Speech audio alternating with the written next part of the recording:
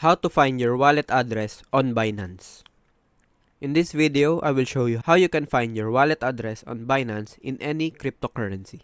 This should be a quick video since it is easy, so if it helps you, make sure to leave a like and subscribe. And if you have any questions or suggestions, leave a comment down below.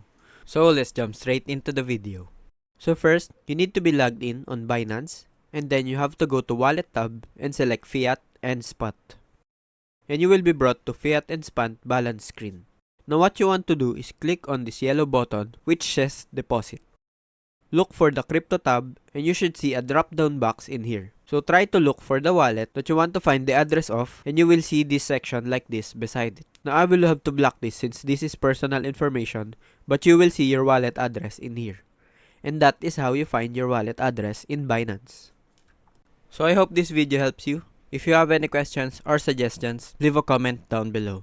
And don't forget to leave a like, share, and subscribe to my channel. Thank you guys.